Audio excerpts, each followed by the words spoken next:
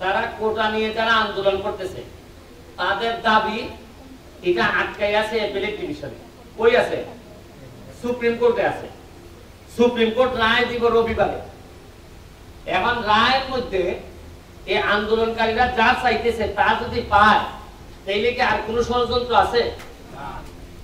আমি আমার স্পষ্ট বক্তব্য যে জায়গা লই আপনার সাথে মার আমার কোর্টের আইন গরুর পারে যে জায়গা আপনি না আমার। এখন কোন মুরব্বী যদি হয় যে বাইরে রবিবারে তোমরা সমাধান হওয়ার আগ পর্যন্ত তোমরা লাঠালাঠি করো না, এটা কি কোনো ভুল কথা হইব? কোন মুরব্বী যদি কয় রবিবারে তো সিদ্ধান্ত পাইবাই রবিবার পর্যন্ত বাস চাও, বাস চাই এর ভিতরে ভাই মাথা বাটাবাটি করলে জায়গা তো ইয়া মামলা হইব 326 এর হইব নি? রবিবারে সিদ্ধান্ত হইব ঠিক হইতো না, আপনি পাইছেন আমি পাইছি না। কিন্তু এর আগে যে মারামারি করলা এর আগের মামলা কোনটা হইব? মারামারি নিব না নি?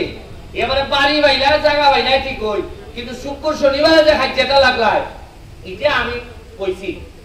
অনেকে চাইতেছে যে একটা অশান্তি তৈরি হইতো দেশে, একটা শান্তি ভঙ্গ করতো, কারণ গুলামানি করতো, কইরা এটারে খাম লাগাইতো। এখন আমি এমপি হিসাবে আমার এলাকা বা কোনো জায়গার মধ্যে শান্তি নষ্ট এটাকে আমি ভারী এলাও করতাম? ধরেন আমার বদনাম হইব, এই না তুমি তার মাথা করে ধরেন আপনি আর অমুকে এই 2 লাইন নাজমুল আরে 2 লাইন কিলাকিলি লাগছে, আমি এমপি এলাকা। আমি বুঝতেছি আমি যদি এলাকা 2 লাইন মধ্যখানে যাই একটা কিলা আমার উপরে করতে পারে, আর এ তো আমার দেখতে পারতেছে না 2 লাইন কিলাকিলি লাগছে। তখন আমি করবো কি তার 2 লাইনে পাশাইবার লেগিয়া মধ্যখানে আমি আমাইয়া তাও একটা কিলা আমি খাইলো জানি এরার মারামারিটা যেন কমে।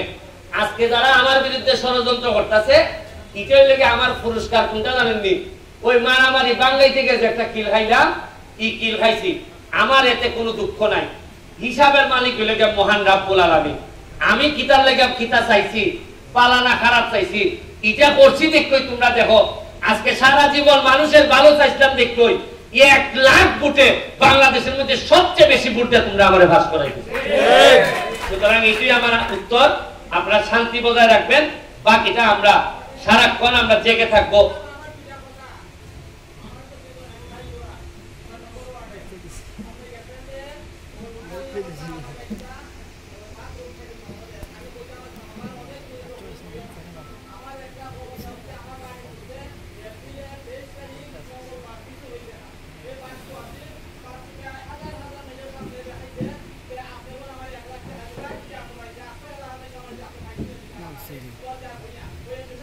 কিতাব হয়েছে 1 লাখ টাকা দিব আপনাকে, আল্লাহ যে বাজাইছে কইছে না যে টাকা লই দিছে।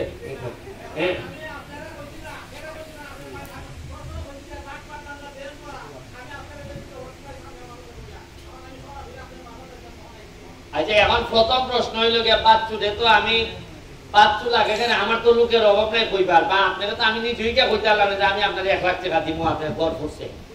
যাই হোক আপনার এই বাচ্চু এরা লাগতো না।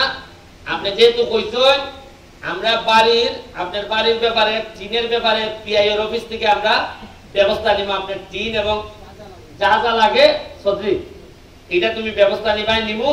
আর আপনারে বাড়ি বানাইবার সময় আরো নগদ 30,000 টাকা দেওয়া হইব, ঠিক আছে?